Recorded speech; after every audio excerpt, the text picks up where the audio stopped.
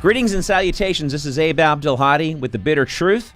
Tonight my guest is Katija Gruene, and she is a former Green Party Texas co-chair. She's been a national committee member. She's done everything in the Green Party, including run for president in 2008. And I'm going to jump into some of the things that we want to talk about tonight and get into Katija and her history. Katija, welcome. Thank you for coming out. Well, thanks for having me. Hey, so I guess what the folks like to know in these tender moments. How did you get into the Green Party? How did that kind of come about? I mean, we don't have a whole hour for that, obviously, but how did you get into it? How'd you move up so fast in the state of Texas and nationally? Well, short story. I'll try to keep it short. I was in Canada on sabbatical, and my friends up there was a big election, and they didn't have anybody who could go to the town hall meetings. And so I would go and take notes and go back and report to all my friends who were going to vote. And, up there, the punk goth scene is such that everybody still votes, not down here where, they don't give a fuck, Right. It's They're all engaged. So, and they had 7 political parties, and that was my first exposure to the fact that there's something beyond this duopoly we have down here. Right. And then I later got denied entry into Canada, which is a whole nother show. And Canada? Yes. Okay. And so I ended up back in Texas, and I didn't know what to do with myself. All my friends from high school were out of state, and I didn't know anybody anymore. And I was like, well, I got to do something. So I was looking for the Humanist Party, which they have in Canada, but they don't have in the U.S. Look for the Green Party. But all the while, I was actually doing research on the political parties in the United States to see, what their core values were, what they stood for. And I found, the Republicans have some minimalist thing that I don't fully agree with, and the Democrats don't have anything. And even then, this was in 99. Oh yeah, that was at the height of Bill Clinton and Al Gore. Yeah. So, and the Libertarians are not as socially responsible as I prefer. Mm-hmm. And so I got involved with the Greens. I actually had to go to Houston to get involved with Greens from San Antonio because I couldn't find the San Antonio people. And so I went to their, second statewide meeting, came back home, found, that was in 2000 when we had the petition drive to get Nader on the ballot, as well as everybody else who was running. We had a full slate. And because I was young and good at it, I was in my 20s at the time, the guys locally were like, you go do this, you go do this, sure, you go do this. And so I ended up collecting 2,500 signatures, which meant I talked to about 10,000 people in 75 days. And I didn't even work my ass off because I was working. So this was in my spare time. And they would drive out to Bulverde and get me because there's no transit and I had no car. And so they basically put me in charge after that because I proved that I could, walk the walk and do the do. Sure. And I put together pamphlets and materials. I did the flyers for the state and for the local for well over 10 years. And the Women's Caucus, I got involved with them nationally in 2005, shortly after they became accredited, which was a huge fight. And again, a lot of it had to do with being young and willing to do the work. And so then they just put me in charge. So, what was the process to get the Women's Caucus accredited? Why was that such a hassle? Because there are people in the party who believe that because we're an egalitarian movement, that we don't need to have caucuses for historically disenfranchised people, despite the fact that historically disenfranchised people don't have the same ability still to participate in the process. Right. So the fight was between those people who saw no need to have caucuses and those who were like, screw you, y'all are a bunch of racist, sexist assholes, whether you want to admit it or not. Right. I mean, it's not conscious or anything. There was, it's a little conscious. It's a little bit, but there's a lot of sociological stuff that people don't get, that they're, you were raised in this society that is these things, that are these things, whichever's proper. Mm-hmm. And you're not going to like just be like, oh, I'm free from that because I philosophically am egalitarian. That's just not how it works. Well, I mean, I came up in L.A. and I remember, I mean, I played in bands. I worked at a film company. You know, I was around a lot of, you know, what I like to call so-called liberal. Because in the late 80s, I was really pissed in the late 80s because in 88, you had all these cool guys running for the Democratic nomination, and they nominated Michael Dukakis. So I was about 24, 23 years old at the time. I'm like, it's a fix. Yeah. It's a fix. How do you get Bob Kerrey with one leg, whose girlfriend is Deborah Winger at the time?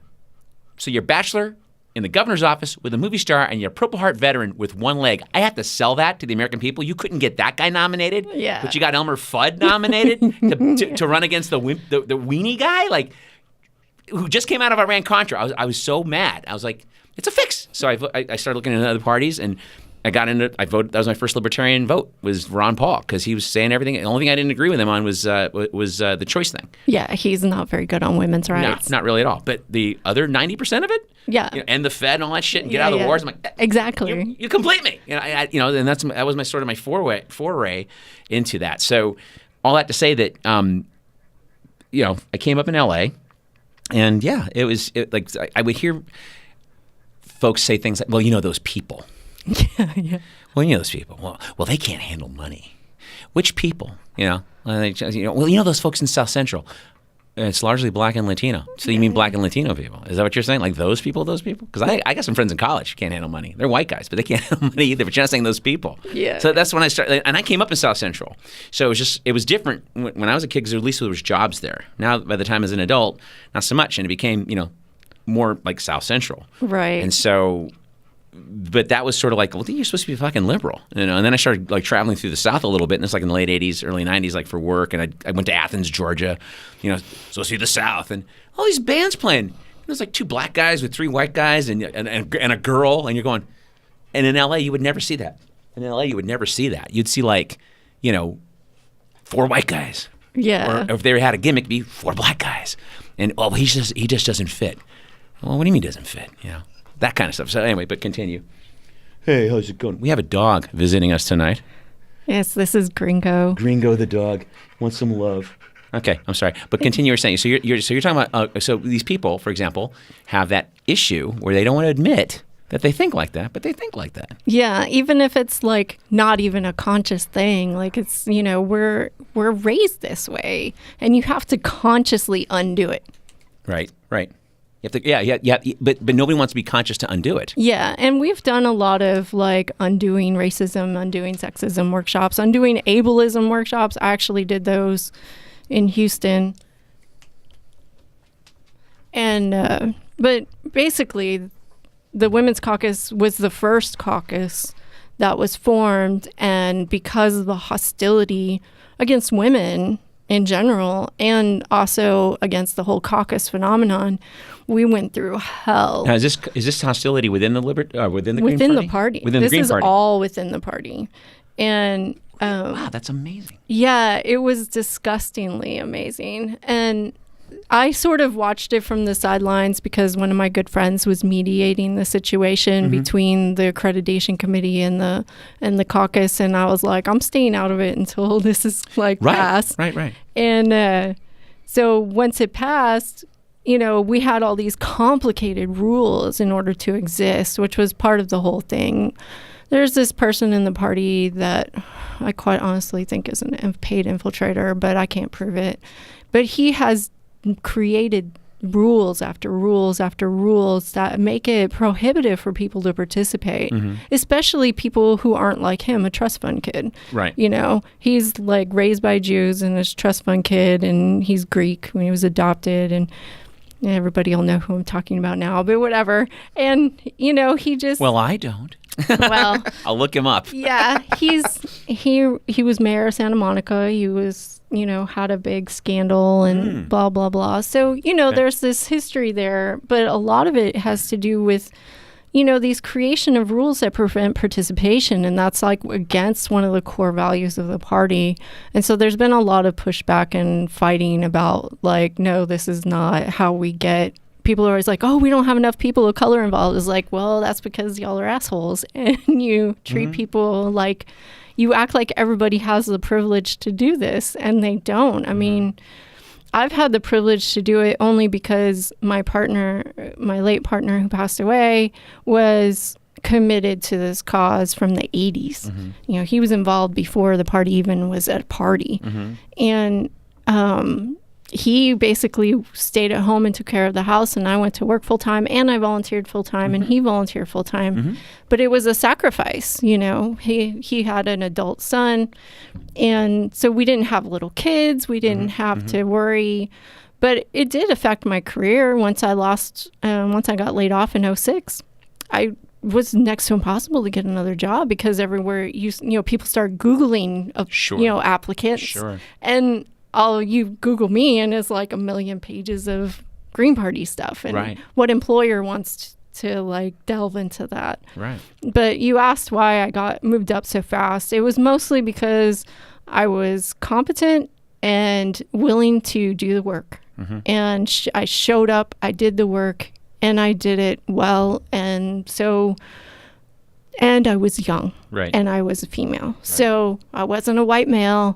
I was young, and so it was like, broke the stereotype. Let's put the young female in charge. Well, and then, you know, and to piggyback on what you were talking about a second ago, and this will probably take up a ton of time too, but we talked about this a little bit before, but I want to really expand on this here. You know, there is a division amongst, you know, like non-DNC, non-RNC affiliated people. Like half the country identifies as independent. And more that want to admit are probably libertarians or Greens or peace and or whatever, right?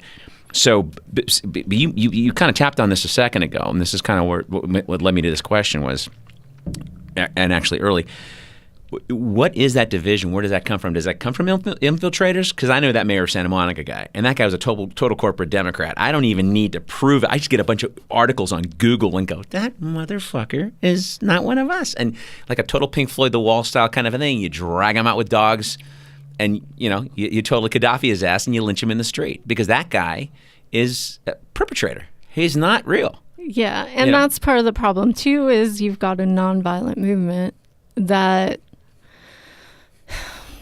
Okay, the dirty laundry is that you have a bunch of people who are like, oh, we have to be inclusive and we have to accept everybody for where they are and blah, blah, blah, blah, blah. But the reality is that you can't accept people who are going to be bullies. And there has been this culture of it's okay for people to be bullies because we need to be inclusive. And there have been a great number of us who have been fighting that, but it's been a losing battle. And so, yeah, it's a lot of us have sort of been like, okay, we're done playing this like play nice game. And if you're going to be an asshole, then you're out. And people don't like that because we're not like, oh, you know, we're going to have to deal with these people in real life because, you know, people are mentally ill or they're sociopaths or they're whatever. Well, fine, but can we get our shit together first? Like, no, that was I played in 3 bands, and that was the mantra. That was the religion. Yeah. The rest of the world is this is our philosophy. Yeah. This is our thing. If we're trying out a new guy, and he came in, I play in a jazz band and a country band, and I also do a top 40 thing. Okay, that's great. If you're a Presbyterian or Methodist or Jew, I don't fucking care. You're in this band now. Right. Now this band is your religion, and it's the 4 of us together, and we're a goddamn gang. That's what we do. The rest of the world's out there. They're gonna try to rip us off and do everything else. We are the good guys, and they are not. And that's what the so-called progressive movement has to do, without getting in all this stupid, like gender, like 50 genders identity now. politics. Yeah, that's gossip. That's high-end gossip. That is not. Russia's not my problem, right? Trump's not my problem. If you want to call yourself a giraffe, okay, you're insane. That's not my fucking problem, right? You want to have horns installed in your head and get rights as a cheetah? Fuck you. That's not my problem. So what my problem is stuff that we were talking about the other day. What you guys were trying to do, what to a degree, and the libertarians are weird. They're like a state by state deal. Yeah. Because I was libertarian in California, which is way different than libertarian out here. And I've met a few that I like, but on the whole, they're a little too like They're like frustrated Republicans. yeah. Whereas in California, they're a bunch of pissed off Democrats who just want to smoke pot and pay less taxes. That's where I came from. I was like, okay, well, yeah, cool. Libs in Texas. Yeah, no, libs in. I mean, the guys I was working with were cool. The guys that I was working with were cool people. The two of them, they were. Yeah, I know a few. Yeah, because I was thinking about running for state assembly. That's how I met a couple of these guys. That's how I met you. And so, but then I got out speaking a little bit. And you'd have these people coming at you, and I'm like, "Fuck, dude, you don't remind me of California." Yeah. Like, and they were like frustrated, like just really like frustrated Tea Party people. That the Tea Party didn't satisfy them, and so they still have that cool libertarian like, well, you know, I'll stay out of your bedroom, you stay out of my bedroom. Right. But if you want to have an abortion or boycott Israel, then fuck you. Right. And then it's like you know, and it's also like. They violate things here that are on their own webpage. Because one of the things I was going to try to run for was I was going to have a 5-point platform. Because I figure if you're going to run 100 guys in the state, 5 points, the stupidest guy will remember 5 things. Yeah. Right? So he can't fuck up 5 things. We're going to do this and this and this and this. Okay, say it back to me. Okay, good. You can go run in Waco, right? Right. And so one of the things I wanted to run against or run for was to get rid of right to work. Because right to work's a euphemism for right to fuck you in the ass. Yeah. So in California, we got right to work, or collective bargaining rather. But here you have right to work, and I do employee benefits for my day job. And so in California, I was used to dealing with unions who had rights, and they could act like a union, and they can get you in and do things. Not out here. And there's like of all 240 counties in Texas, there's only 9 counties that have collective bargaining for their fire and their cops. The rest are all... And they're all small towns, right? No. Or small counties? San Antonio. Oh, Bear County is one of them, you know. And so, but there's like 9 out of 240. And the rest is like, can we get a raise? No. Okay. You said we can't get a raise, but next year maybe we can get a raise. Okay. It's like a bunch of Canadians. Yeah. All right, we'll get a raise. Maybe not. Oh, they cut our insurance. Oh, when can we get it back? Oh, they don't know. Oh, okay. But you're paying these union dues to be in something that's not even it's a toothless organization, right? And so that was a challenge I had with the libs out here. But what I found was in the Green Party, at least the states that I kind of was contacting, it's more consistent. It seems like the Green Party was more consistent on their platform. I mean, internally, it sounds like y'all had a lot of struggles. Is that what I'm hearing? Well, yeah. I mean, internally, every party has struggles, but we have an international platform. Right. We have, and we've all bought into these, internationally, I think there's 6 points, and they're part of the 10 points that the United States Green Party has bought into. And in order to affiliate with the National Green Party, you have to buy into this. Mm-hmm. So on the whole, you're more dealing with personality differences than you are with ideological differences. Mm-hmm. But there is some ideological differences, like I said, when you come to that whole idea of like, what do you do with people who act like infiltrators, mm-hmm. whether they are or not? Mm-hmm. Because it doesn't matter if you're mentally ill or if you're a paid infiltrator, you're going to act the same way. Right. So there's a lot of, discord about how to deal with those people. Mm-hmm. And then now there's this whole thing about a lot of socialists have come over to the Green Party, and socialists can be very dogmatic. Mm-hmm. And so there's this we're a socialist party. Well, actually, the Green Party is like a post-socialist movement, mm-hmm. but we're not there yet. So socialism is part of the getting there, right? Define post-socialist.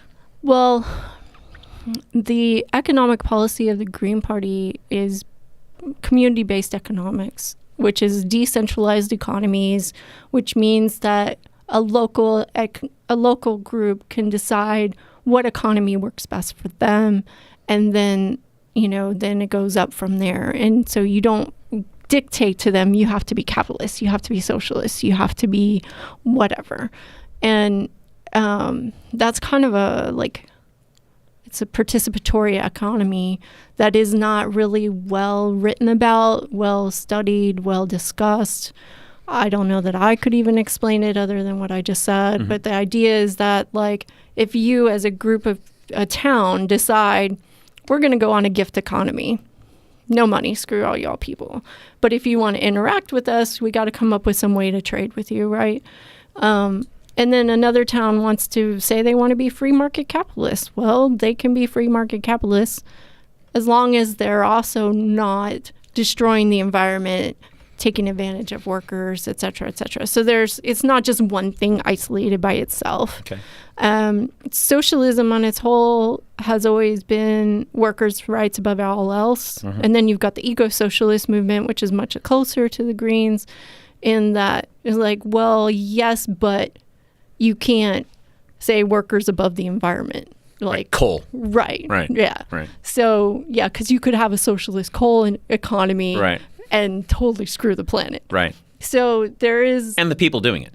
Exactly. And it's not like these people have this undying loyalty to coal. If I came in and turned West Virginia into a solar mecca and gave them jobs, they'd and fucking do it in a second. Totally. With insurance, and it's clean and air conditioned, you know? Yeah. And the worst you got to do is the hazmat suits, because you can't have a speck of dust on those things. Right, but it's not because you're using toxic materials. No. It's because you're dirty, because you're human. Yeah, you know? and rip off Bill Burr, you're not going to the center of the earth to shake hands with the devil on a daily basis and inhale coal dust. Right? So there's been a lot of, now there's this like perceived division between socialists and Greens, and it's really more of a semantics and like people not really understanding what could be possibly exist outside of the current system and ideology that has existed, right? It's like the ideological Greens are like, there is something beyond this and we can get there. Mm-hmm. And the Realos are like, but we're really in this system right now, and so like I'm an entrepreneur and this is how I make my living, and you're telling me I can't make my living. So there's that little argument going on. Well, it's not really little, but it's an argument. Well, it sounds like an argument between the trust fund babies and the non-trust fund babies. Sort of. It's more an argument between small business owners and people who don't need money. No, people who don't have money. Okay. Who have to work their ass off. Right. And so, and of course the trust fund babies kind of stay out of that conversation. Well, I was in Pasadena for 30 years before I came out here, and Pasadena was unique because it was the only town, one of the few towns in all of California, that was like old money. Right. Like I knew the poor third cousins of the J.P. Morgan family, right? And I'm talking like poor was like, this mansion in Altadena that was kind of looked like something out of Sunset Boulevard at this point, because they were living off of the interest off of whatever their trust was, and so they weren't even mowing the lawn anymore. But it was just like, fuck's sake, man. I mean, I was playing in a band. I just got out of college. I had to get a job. I had to work at a record company. Thank God I could just grow my hair and not worry about it when I had hair. And then but I was hanging out with all these folks that like, God damn it, like I grew up in South Central, right? I went to school in L.A. We didn't come from money. All of our dads like either worked at GM, or like my dad had a clothing store in East L.A. and he sold clothes to Mexicans on the weekends on migrant farms. That's what he was an immigrant. My dad's an immigrant, right? Total off the boat immigrant. So we weren't used to this money, So I'm seeing these people, with dreadlocks and they're barefoot, and I'm going, how do they have this apartment? I have no idea, Yeah. And I start getting, I know in a year, 2 or 3, I'm going, oh, well, that's not rocket science, right? And so those kind of arguments, my first response is always like when people tell me, when I was in a band, for example, like, well, you guys just want to be big, man. I'm content to just play intimate crowds. Oh, you mean small? Yeah, no. We're doing this to be fucking huge and have everybody hear it. Because as soon as you put your stuff on plastic and sell it, you've compromised your art. All right? If you're an artist, I could lock myself in this room, cut off my ears, and paint the walls and make up my own language. Oh, he was an artist, man. He was intense, man. That wouldn't communicate to anybody, but I was really intense, right? Yeah. So anyway, all that to say, I wanted to get into. You mentioned earlier perpetrators and people like that. A lot of what you're talking about. Do you think that had anything to do with like DNC plants and stuff like that? Because I don't put it past those people. I don't put it past them either. I can't prove anything, but some shit went down here in Texas that has made me really wonder whether these people seem to be mentally unstable, but that doesn't mean that they weren't recruited because they were mentally unstable. Sure. You know, and the Democratic Party has sued me. They've like sued other people in other states. They, you know, they're so scared of the Green Party, just like they were scared of La Raza Unida back in the 60s and 70s, that they will do almost anything to destroy a movement. I mean, they destroyed the populist movement back in the 1800s, too. So, you know, this is their MO. Their MO is to destroy movements. I mean, we know that they've been doing this, so why would we think that we're special and they're not doing that to us? So, I mean, we had a pretty tight, like, for a long time, I guess till 2009, we had a really tight thing where, like, if people acted crazy, we pulled them aside and we're like, dude, we don't know what your problem is, but you're disrupting things and we're not getting shit done. And if you can't behave like a, you know, civilized person, then don't come back, right. You know? And in some other states, they would be like, oh, you can't do that. And we're like, fuck yeah, we can. Come down here and tell us that, you know? Founding fathers did. Why not? Yeah. And, you know, and we're not going to compromise our work because somebody can't handle criticism. Not just even criticism, but just participating in a group collectively and making decisions collectively and not just taking you off on some tangent into la la land. It's like, no, we're here for a meeting. This is like precious time that we have together to collectively organize. We're not going to sit around and talk about, you know, aliens from space, right, you know? Right. So, but I would not doubt at all that a few people that I'm aware of were actually paid infiltrators. Sure. Because their histories were murky. They're, you know, or very definitive, like Mr. Mayor of Santa Monica. Yes. That's pretty definitive. That's like if you want to really deny that, really, you can't. But see, I don't think he's a DNC infiltrator. I think he's an APAC infiltrator. Okay. Well, either way. Yeah, it's like it's just, you know. But really quick though, because I want to get on this because I think this whole thing is fascinating. So you get in the Green Party late 90s. You're the hard worker. You're young. You're female. You're willing to bust your ass. You're doing the stuff. You're doing the work, and you know that's the magic word. You know, you got to do the work. Like, no, everyone wants an Oscar, but nobody wants to audition. Right. Which gets me to 2008. You actually ran for president. Right. For the Green Party. I did. Let's talk about that a little bit. Well, it was one of those times where I was like, well, I'm going to be 35. I'll be old enough. And it was kind of like sort of like everybody wishes they were president, right, when they're a kid. And my and then I realized, well, at the time I was a spokesperson for the National Women's Caucus. I was co-chair of the state party. I was co-chair of my local in the 5th largest city in the United States. I was like, I really am in a position inside the party to be a credible person to run. And there hadn't been any big names come out. And I was like, screw it. And so I did. And I jumped through all their hoops that they have. You know, we had internal hoops you have to jump through. And Cynthia McKinney jumped in, and then she jumped out. and I convinced her to come back.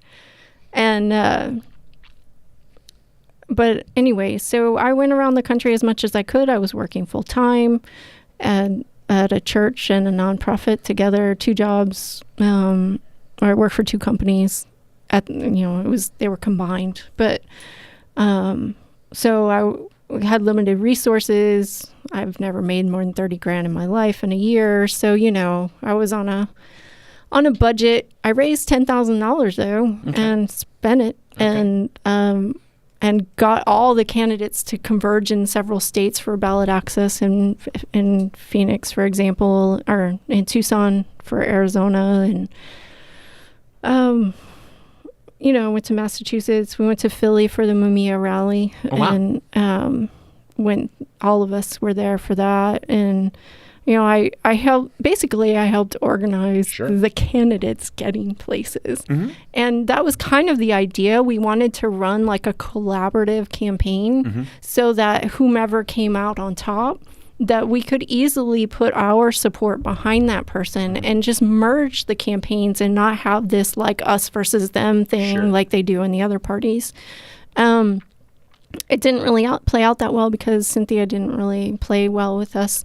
But I mean, she has her reasons. I mean, they've gone after her, they've threatened to kill her, you know, so she was holding everything close To the vest, and wasn't real open to things. But I mean, it's totally understandable. I just wish that it had gone a little differently because we would have been able to get more momentum behind her. Right. And so, but I came in second place. And the reason why, if you look at the Wikipedia, they may tell you that I came in third, but that's because Ralph Nader was illegally placed on the ballot in California and in Massachusetts. Oh, okay.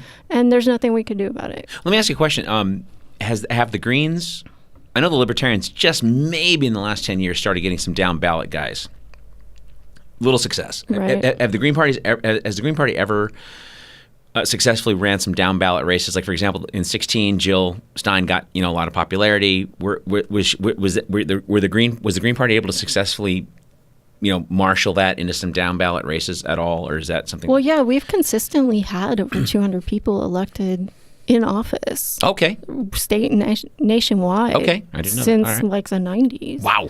So, I mean, California, for example, has tons of Greens elected, but for like water boards and school boards, like here in Austin, we have a school board member who's a Green, but it's a nonpartisan race. In San Antonio, we had water boards that were... For state assembly, state senate. Yeah, Maine had the first state legislator elected, John Eder, who also lived in Austin at one point, and he was the very first Green elected to a state assembly in early 2000s, I think. Okay. But like we're talking about infiltrators and stuff, like in Minnesota, for example, they had major party status, but then like what my friend calls the demo Greens infiltrated, and they didn't file the appropriate paperwork, and so they lost party status. And so places where we had successes, like Maine, we had successes. Well, John Eder, his first year, they gerrymandered him out of his own district. He moved into the new district and ran and won again. Wow. And then they redistricted him out again. Wow. So, there's all these dirty politics that happens when people get elected who are actually going to do something for the people. But yeah, I mean, there are people elected right now who are Greens all over the country. Okay. Well, and this is the thing that pisses me off. Like on a bigger level, that the story that everybody knows, Bernie and doodah. It's like like Tom Perez, Nancy Pelosi. Like, have you never seen a movie? You're James Spader in the '80s. Before he did Sex, Lies, and Videotape, when he was the bad guy villain with the pulled-up jacket and the feathered hair, the dickhead. Yeah. You're the dickhead. You're the dickhead. And Andrew McCarthy is going to win in the end, but you're the dickhead. And it's like, it just seems like people are doing things with just no sense of philosophy, no sense of history, no sense of, well, some guys did this before. It's kind of fucked up, so let's not do that. Or did you read Animal Farm? Yeah. Like, I read it in 10th grade. Did you read 1984? Did you read any of it? Like, Fahrenheit 451, any of it. The shit that they made you read in high school. I reread in college. 15, you don't get it. You're like, oh, okay, I write the book report. Yeah. And this is in the 70s when they still actually made you read a book. And then you're 20, 21 years old and you read it. You're going, oh, shit. All right. Well, that's got a different meaning. Yeah, exactly. Because 1984 we read in junior high. Yeah. And the teacher that I had for English, I ended up working for as a substitute teacher for when I was in 99, 2000. Okay. And so, when I started doing that, the teachers all knew me. And so they made me continue the teaching the class. They didn't give me busy work. So, they were reading 1984, so I had to reread it again because I had to teach the damn class. Right. And I was like, shit. Why didn't you tell us this was real? Like, watch it. We got sound issues here. Sorry. Why didn't you tell this was really happening? Like, because I was in junior high in the 80s, Right. So like 1984 or 86. So I was like, why didn't you tell us this was really going on? Yeah. Because we didn't pay attention to the news or any of that shit when we were in junior high. Right. And she was like, I thought y'all knew. And I was like, okay, we were the smart kids, but come on. Like, not that smart. We weren't that smart. See, and that's the challenge, is that the smart kids are now older, and it seems like they just conveniently forgot everything. You know, like you don't sit there and you don't start off running something in earnest. You know what I mean? And then you become that guy. Like Barack Obama was a fucking constitutional attorney. Yeah. Guy was a fucking sellout. And here you're gonna laugh. All right, like one of two times I voted for a major guy, and I voted for him for two reasons. One, I bought it. I fucking bought it, and plus because he had the same name I had. So I knew he had shit at the airport, and he's a black guy with the same name I got. So I'm going, so I could relate to him. Right. And his dad's from, my dad's from, his mom wasn't, Yeah. my mom wasn't, so he had this whole half thing going, and I was just like, and his name was Hussein in the middle, and I'm like, oh, I get that shit. My first name, every time there's a terror attack, like 4 or 5 of those guys, my first name, right? Right. Not Steve or Phil, but Ibrahim. So, Yeah. so I'm fucked. Go to the airport 2 out of 5 times, I'm hassled, right? But I bought it, even though he's a Democrat, man. He's running as a Democrat. But then the other part of it was I was terrified of John McCain having a heart attack and Sarah Palin being president, who basically is Trump with tits. Yeah. But Trump has tits. So it's not really saying that's almost a misnomer. What you get what She's I'm saying. a better looking one. Right. With better tits. Yeah. But no, that was it. And so I was terrified of, because McCain, of course he lived. He would have made the 2 terms maybe. The stress might have killed him or whatever, but I was terrified of her being that close. Like it would have mattered, right? Because you put a VP in there like, Darth Cheney, right? And he runs everything anyway. Like Bush wasn't really president. Yeah, no. And I think that kind of goes to the problem in general with politics is that people are so worried about the president and the vice president and the governor that they forget that those offices rarely affect your day-to-day life. The stuff that affects your day-to-day life are the people who are making zoning changes, like right now in Austin with the Code Next shit, right, where they just violated a charter amendment, 20-year-old charter amendment. They just completely blatantly passed a rule to completely nullify a 20-year-old charter amendment, which is totally illegal. In favor of Code Next. Yeah. And, it's like, that is way more important. In fact, I convinced an anarchist who had never registered to vote for local races only because he realized that so few people vote. Like in San Antonio, like 3% vote for city council in the 5th largest city in the United States. And so you have a huge impact on the outcome. And also, those people affect your day-to-day life way more. And like state legislature in Texas is like where all this shit happens. Sure. And they only meet once every 2 years, and it's only for like 3 months or whatever 5. it is. Yeah. Yeah. I don't think it's quite 5, but it's close. 140 days or something. I went to the last batch of sessions. It was like toward the end of May when it was over. Yeah. And so, people pay so much attention. They're so worried about the president. Quite honestly, I don't pay attention to that. Like, they're not worried about the president. They're worried about high-end gossip. Well, yeah. For example, we're bombing the fuck out of Syria right now. And Israel, like 3 weeks ago, launched bombs into Syria, killing 30 Iranian soldiers, which is going to take the new made-up Cold War to defend Hillary fucking Clinton, turn it into a really hot war by dragging our new Russian enemies, who weren't enemies for 35 fucking years because they have a McDonald's in Moscow. Yeah. And that shit bothers me because then it's going to be like kids going to die for nothing. That kind of shit bothers me. So it's like, so I agree with you, but I think the problem is that people focus on the high-end gossip. Strippers in Russia. Right. Ask a single mom who's got 2 jobs on WIC trying to get milk and eggs for her kids. Does she give a fuck for Russia? Yeah. Or a stripper? Or how much Trump paid what? Or if he's golfing every weekend? Personally, he's a supremely punchable douchebag. Yeah. I personally think he's an asshole. But he's always been that way. So. He's always been that. He's been that way since the 80s. I hated him when I was a kid. I hate him now. But the point is that we focus on all this stuff, and so you got these idiots with their lizard bird brain thinking that that's the deal. Last year, he dropped 30,000 bombs on Syria. You know why you're not going to hear about that? Because in 2016, Barack Obama dropped 26,000 bombs on Syria. And in 2015, we dropped so many bombs that right before Christmas, we ran out of bombs for 2 weeks. Damn. Okay? Yeah. And then 20,000. And then Bush, got us into 2 illegal wars, testified with Dick Cheney, not under oath, behind closed doors, at the 9/11 Commission, holding hands and doing the Raggedy Andy thing. The key point, not under oath. And Americans don't seem to care about that. They don't seem to give a fuck that 41 bin Laden family members were able to fly out of the country when all the airplanes were grounded in those 4 days without being debriefed by the NSA, CIA, or FBI at all. They just flew out of the country.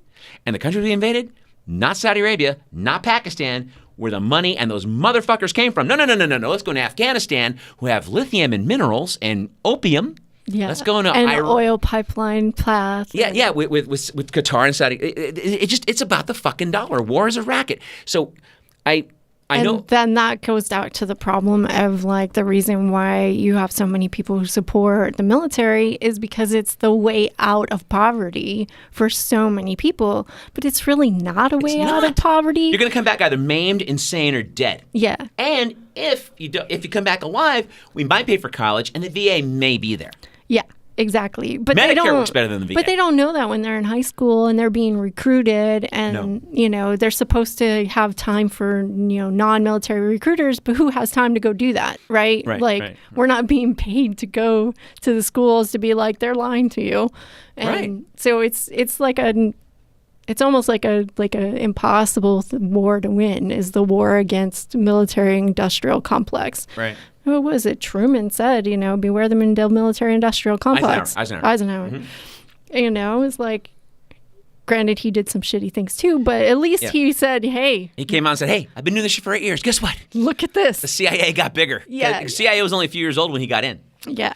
And then by the end of it, he's going, okay, these guys can actually kill the president. FYI. And it was like code for, hey, listen, man. Well, and then they did. Yeah. And they fucking did. Yeah. Because after Bay of Pigs, Kennedy's like, I'm going to break up the fucking CIA and the Dulles brothers, and I'm going to throw them 1,000 pieces to the wind. And he was going to break up the banks. Yeah. There's a but, yeah. And make no mistake, JFK gets lionized because he got shot. He wasn't really a good president until his last year when he started doing some bitchin' presidential kind of things. Right. And, we lost 600 people in Vietnam in 1963. And, this is Freedom of Information Act stuff. This isn't Abe's Gazette making it up. Yeah. He had a memo at the end of 1963 to pull out 1,000 guys out of Vietnam. And by the end of 1964, after the election, everybody gets pulled out. And Johnson comes in the spring. I want a goddamn war in Vietnam. And he fucking got one, Tonkin and everything else. That's a whole nother deal. But I say all that to say that, kind of going back to your point, because I agree with you. The state and the local elections are important, if not more important. I think people don't vote, like you said, 3% of San Antonio votes. Yeah. Because they see that they're getting fucked. Yeah. Or they think it doesn't matter. Because they see the big banks, for example, get away with murder, not one fucking indictment in 10 years. Right? Meanwhile, some welfare mom is having some inspector invade her home like the Gestapo and holding up panties by the end of a fucking pencil going, well, what are these? The fuck is that kind of shit, right? And so that's the kind of thing people see. And they think, fuck it, man. I got no stake in this. There's no stake in this for me. Even middle-class people with a job and a career and a house and 2 cars, they think, fuck it. I got friends in L.A. where I'm from, I've been only here 3 years. And I got friends in L.A. that just now, in the last few years, started to vote. Never voted their whole adult life. Only because you're going, fuck, we got Trump. Shit, I guess that's my fault. I guess this lesser two evils thing is a race to the bottom. Here we are. Yeah. But it's a part of that duopoly.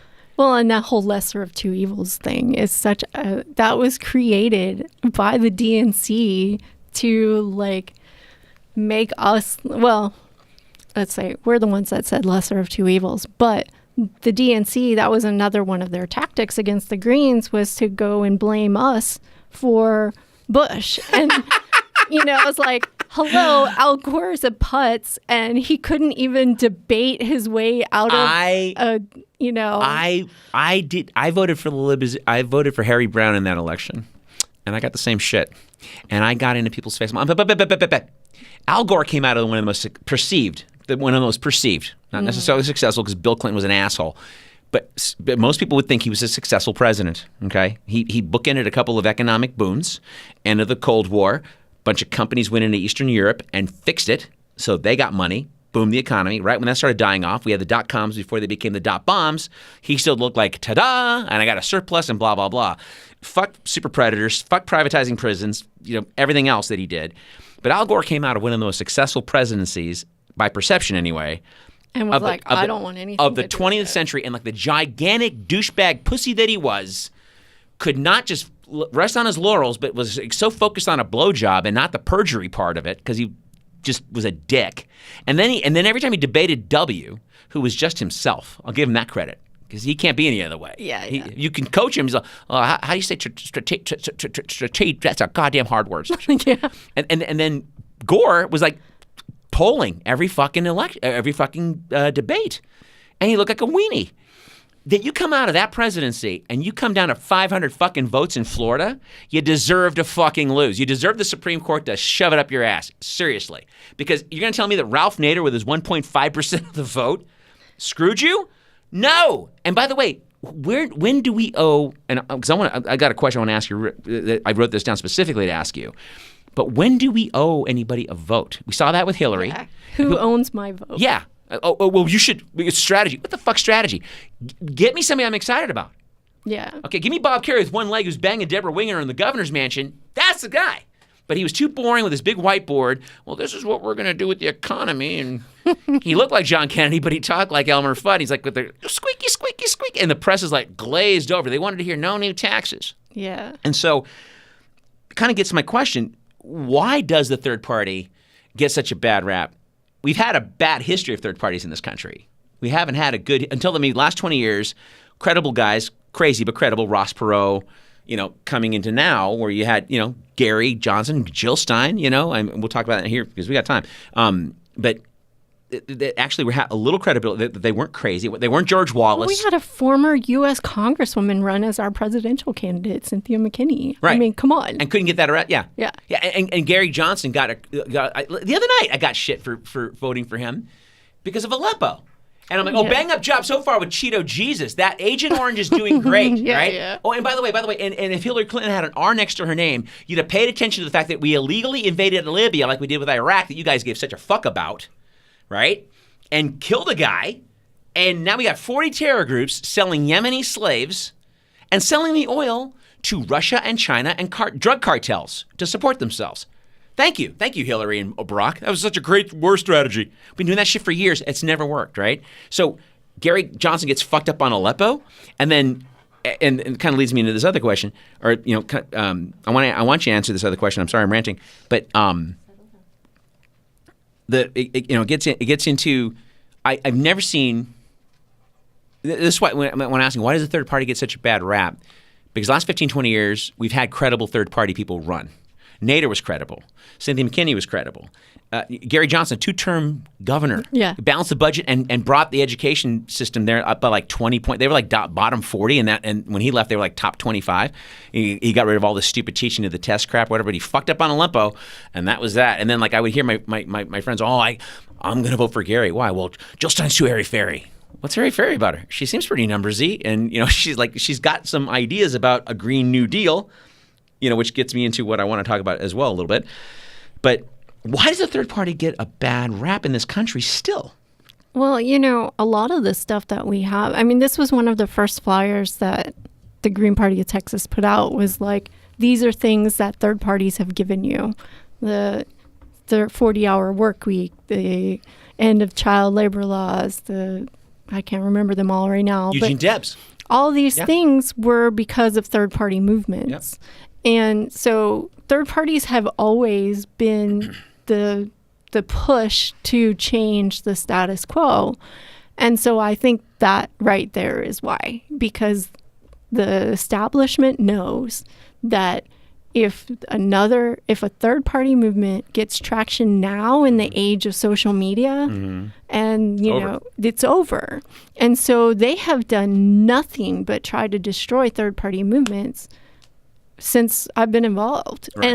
And in fact, in Texas, that started with La Raza in the 60s. Right. They're like, we got to stop these Mexicans from getting power. They put their governor candidate in jail for I don't know how long. Yeah. Well, Wilson put Eugene Debs in jail. Yeah. For the crime of running. Exactly. And Teddy Roosevelt was a successful, we'll say term and a half, because he got a full term because of an assassination, then chose not to run for his own third term. This is before term limits. And then he kind of felt bad that he got Taft in there, and he tried to run as a third party with the Bull Moose Party. This guy was wildly fucking popular. Yeah. He was a guy who threatened, Republicans would never dare say this now, but he's a guy who threatened lumber, steel, rail. You don't deal with the unions, I'm going to send the National Guard in there, and then I'll deal with the unions. So decide. I'll either take over your business or you can deal with the unions. I mean, that a Republican doing that today? Oh, yeah. No fucking way. But in 1912, when he ran as a Bull Moose guy, he was crazy. He was marginalized. I mean, I think he didn't even get 8% of the vote. Oh, yeah. When Cynthia McKinney ran, she was a credible congresswoman. Yes. And she was, the reason why she lost her seat was because she came out about, sorry, the dog's being, he's going for the wires. But, Gringo, come over here. Come on. And, good boy. Anyway, she lost her seat because she was coming out against the election fraud in Florida and against the election fraud in Ohio. And she was asking questions about 9/11. Mm-hmm. And so then they were like, nope, she got to go, And then, so when she ran for us as a president, this was the worst thing I ever saw, was a Georgia newscaster actually said this, and I'm not paraphrasing or exaggerating. She said, well, we all know she's crazy, but here she is talking about Green Party presidential candidate, blah, blah, Cynthia McKinney. She fucking said that on national, not national, but, Georgia TV. Yeah. Like, we all know she's crazy. How is she crazy? Because she, was speaking up for the bullshit going on in the United States government. Well, especially with 9/11, when you look at 9/11, the last 17 years forming our foreign and domestic policy and our spending. And it's amazing that people want to believe what a dickhead George Bush was and all the lies that he told and TARP and da-da-da-da-da, but they won't believe, or even, fuck believing, just asking the question. Exactly. That's all she did was ask the question. There's several hundred questions one could ask, right? And I'm kind of like, I rattle off a couple tonight, and it doesn't mean that I'm some conspiracy theorist, but you don't need a lot to happen. George Carlin famously said this on Politically Incorrect about 20 years ago, and a few months back, I actually saw it for the first time on YouTube, and it was brilliant. Like, he said something, and somebody popped off with, oh, you're a conspiracy theorist, and he goes, and the audience starts laughing, and he's George Carlin being totally calm. He wasn't doing his stand-up thing. When he's interviewed, he's very calm, very cool guy, and he goes, well, that's the mistake a lot of people make. You don't need a bunch of guys in a room smoking cigars to come up with something. All you need is two people. Legally, that's a conspiracy. And if they're coming up with something that's in the common interest of a certain group of people, well, they're all going to cook with it, and the two guys will do the thing.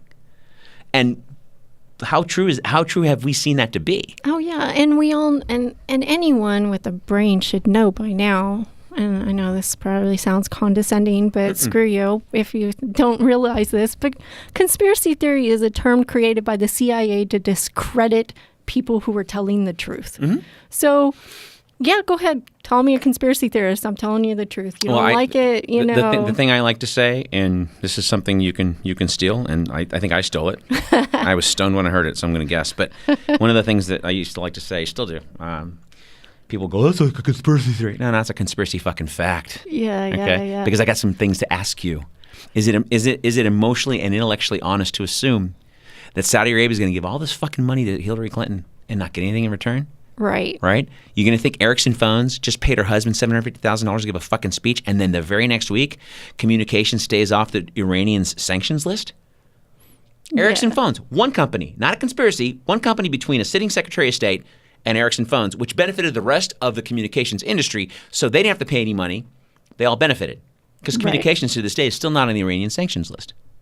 Right. Isn't that interesting? Yeah. Oh, but I'm an asshole. It's a conspiracy theory. And you mentioned earlier the CIA came up with that. Mm-hmm. They came up with that because it did the JFK thing. Right. Because 5 years after, when the Zapruder film came out, and that wasn't supposed to be coming out, but then that Jim Garrison guy, was the only prosecution against a guy named Clay Shaw, the JFK movie was based on. He got the Zapruder film subpoenaed and showed it. So 5 years later, fall of '68, after Bobby Kennedy got killed, they're showing the Zapruder film for the first time on television. Right. And people are going, what the fuck? Well, that doesn't look like it came from the other place. Yeah. Gee, that gun it looks like a shitty Italian rifle. How did that guy, unless pigeons were carrying him by his toes to pull that shit off. I mean, was he in on it? Probably. But to what degree? Was there more than one shooter? Anybody that's going to tell me that there's not, never shot a gun. Yeah. Period. End of list. Because if you can tell me that 3 bullets caused 7 wounds, you're a fucking idiot. You're Mr. fucking idiot. That's your name now. Because no fucking way. Yeah, unless you're like in some room that bounces the bullets off of it. Well, legally, I mean, technically, and we're on a podcast, nobody can really see this, but Kennedy got shot through the throat. Connolly was sitting in a jump seat, which had no backing because it was a little fold-up seat in the middle of the limo. So you're going to tell me that the bullet went through Kennedy's back, out through his throat, into Connolly's back, through his chest, and went into his wrist, which was holding a hat at the time because he's freaking out because somebody, we're being shot at. Right. And then it bounced off his wrist into his leg. Yeah, no. Yeah. And then the other bullet caught Kennedy in the head. So fuck off. It's like seriously. But anyway, but I wanted to ask you, maybe a little bit more a bit more of a traditional political question. You mentioned earlier ballot access. Can you explain that to some of the folks that are listening? Because I wanted to get into that in straight party voting. Yeah, ballot access is a nightmare quagmire of different rules for different offices for different states, and different parties have different rules, and there's no one easy definition. Okay. But in Texas, I can tell you that ballot access laws were created because of La Raza Unida, and they were trying to keep them off the ballot. And so they created these insane hoops to jump through in order for a new party to have its candidates listed on the ballot.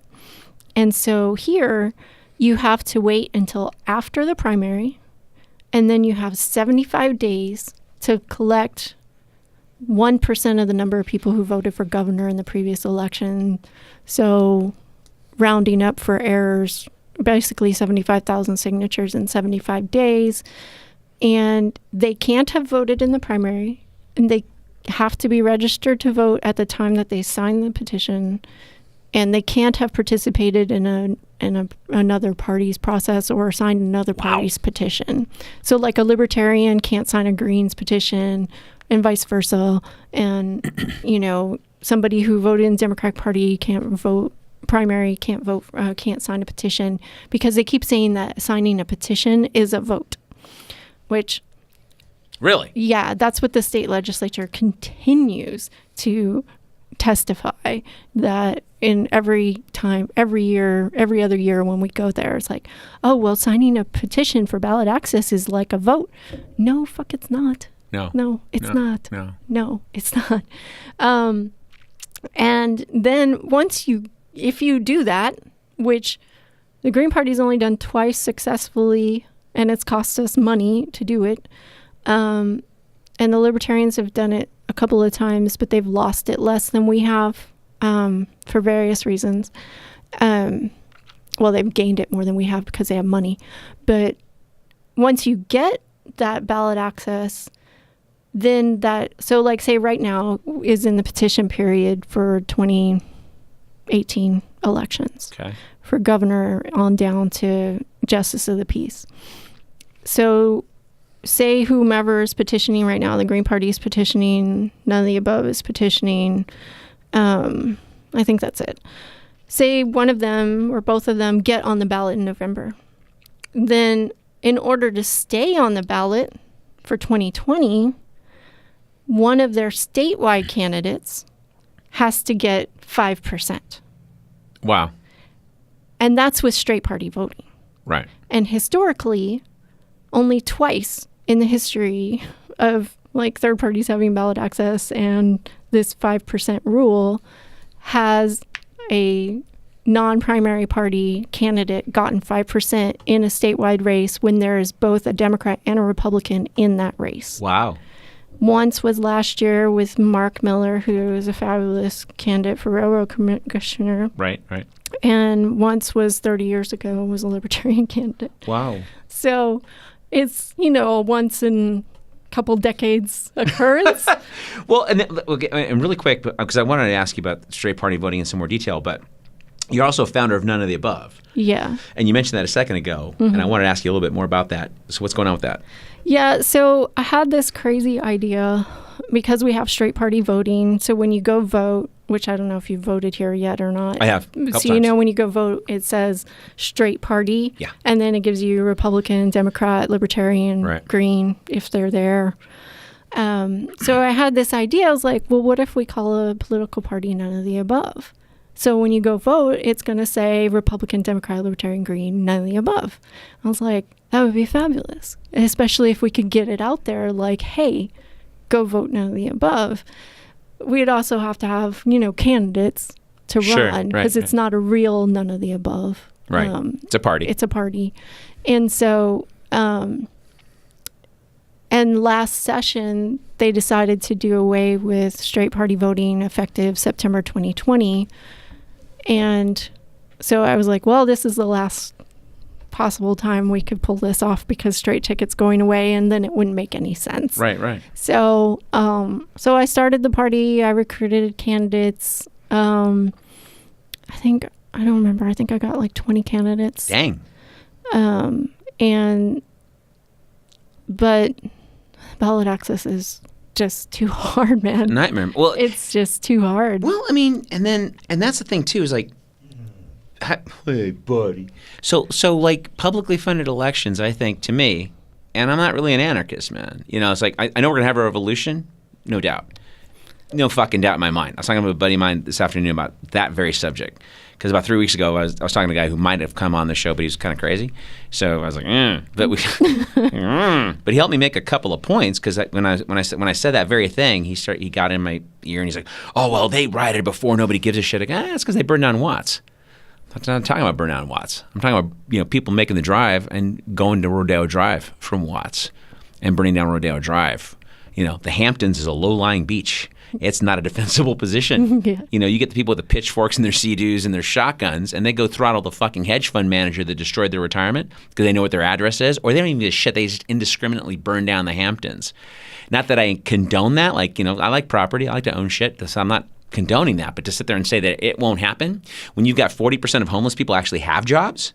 Yeah. And 50% of people in this country make under 30 grand a year. 63% cannot afford $1,000 emergency. So if they got a funeral cross country, they're fucked.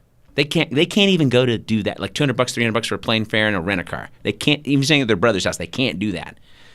That's called a failed system. We've got the biggest income disparity since the Gilded Age.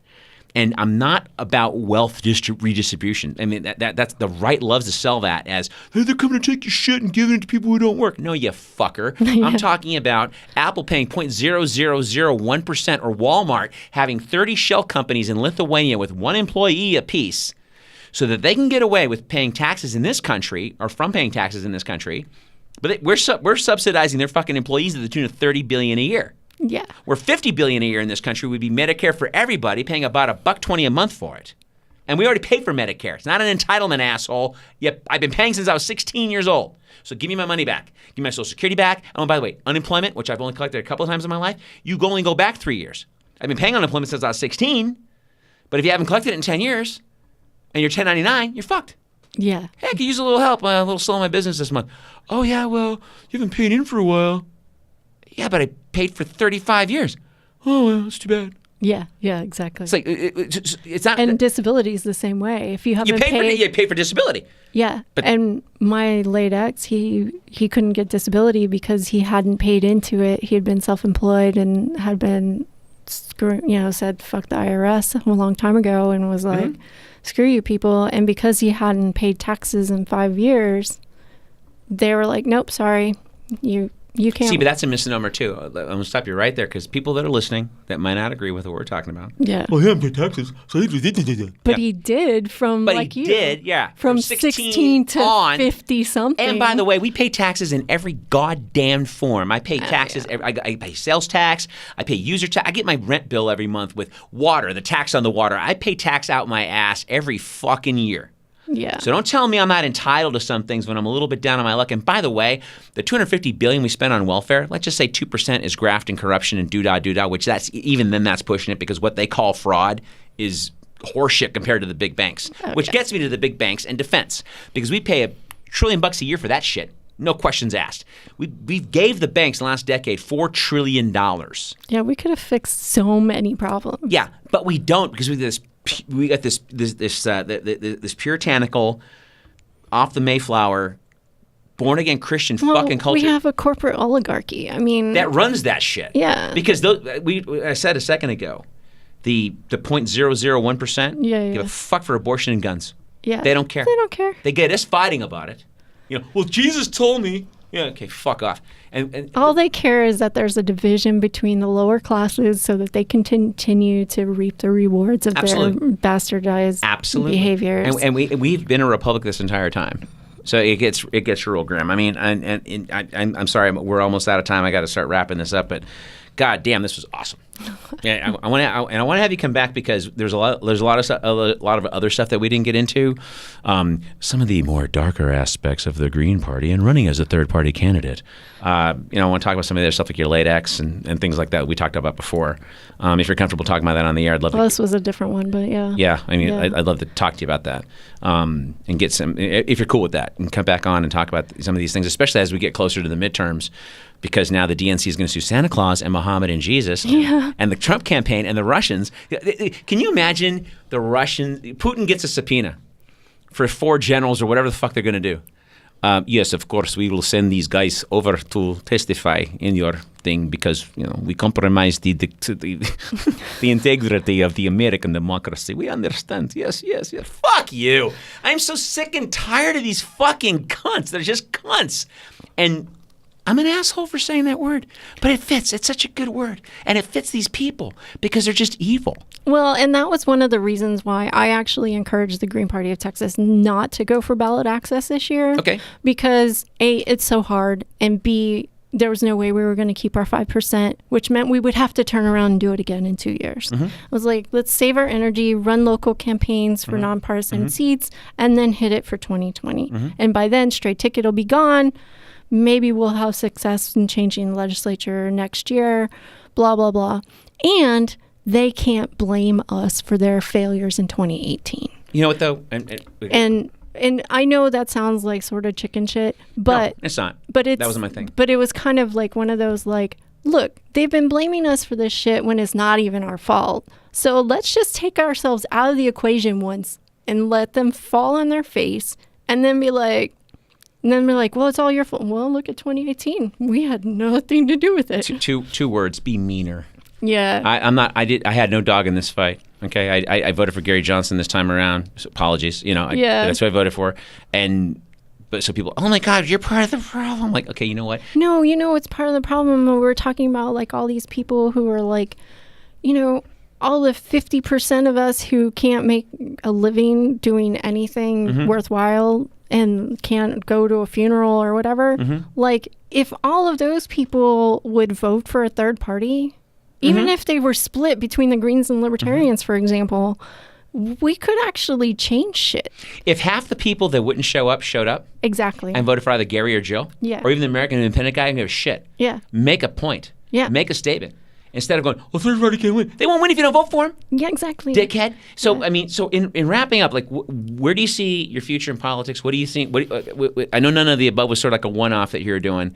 But, yeah. But what are you looking to do in the next, say, couple years? What do you, because you've got a lot of experience, you've got a lot of knowledge. Well, honestly, right now, I'd really like to get the Austin community together behind some really solid people's candidates, like people who are going to run for city council and are going to tell Code Next to go fuck themselves and have some integrity once they get elected. Sure. And just, pull off, taking over half the city council and get rid of the corporate assholes who are like destroying this place. Sure. That would be a nice thing that, a couple of us Greens are working on here locally. It's a good start. Technically, I'm not a Green this year, but whatever. Yeah, I get you. And that we figured that's a good place to start because what's going on right now with the corporate takeover of, the charter amendments and the illegality of that stuff. Yeah. And so, that, and honestly, I wanted to get out of this state for so long, but, I can't wait to get here. That's funny. But, I have my reasons, but I'd like to take a vacation, actually. My car accident was 7 years ago now, and I'm still in rehab. And, I haven't had like a nice, like, go away and not think about anything for like a week or 2 or 3. Yeah. So that would be nice. And then maybe I could get my head on straight about like what to go from here. But I don't really have any like plans yet for the future of Texas politics or anything, except for, the Texas Voter Choice Act, which I've been involved in, which is to change ballot access laws. Absolutely. And the none of the above experiment, and working to try to change the legislature a little bit in 2019 so that 2020 is more of a viable thing. And of course, changing local elections because, the election fraud, which is another thing we didn't get to, but election fraud here is provable. And there's a case. It's provable almost anywhere you've heard about it. Yeah. Well, there's a case before the Texas Supreme Court right now, Presley versus Kazar. Yep. I've met Laura Presley a few times. Yeah. So, I mean, that's she's got the data. So, and she's dead serious, man. She took a second on her house. I mean, she's done her and her husband are paying for this thing. Oh, I know. Yeah. It's I don't believe in all her politics, but Right. she's definitely Doing the right thing. Doing the right thing. Yeah. And it's kind of hard because like how can you get people interested in going out and voting when you know that the elections are all like rigged? But they're not all rigged. It's they pick and choose which ones they rig, and a landslide overrides any computer manipulation. So, that's kind of what we need to do. We need to have a landslide. Well, and we're going a little over, which is fine. It's a podcast. But I mean, this is the thing, for example, with the superdelegate bullshit, like when Al Franken, whoa, hey, gringo. You got to sit down, boy. It's like when Al Franken superdelegated the state of Minnesota, even though Bernie Sanders took that state by like almost, I think, 2/3. And Al Franken, and I could be wrong on that, so those of you that want to email me later. But still, Al Franken superdelegated Minnesota. Yeah. And when you look at, and this is where they don't learn their lesson. And that's what I don't understand. Why would you even belong to a political party that's going to fuck you up the ass inside their own party? It's like the adult children of alcoholics, and they don't. Well, Daddy just didn't have his medicine. That's why he slammed my head into the floor. Oh, okay, that's the reason. I call it the abused spouse syndrome. Okay, yeah, same thing. Same thing. You get beat. It's all he's just drinking. No, but well, listen, this has been, and I do want to have you back on maybe in the summer if you're cool to come back. I'd love to have you come back on and talk about some the second half of things that we didn't get to because I knew we were going to get kind of chatty because we talked a long time the other day. Yeah, we did. But folks, my guest has been Katija Gruene, and I know these things probably make you a little uncomfortable, and they're supposed to. So sleep tight.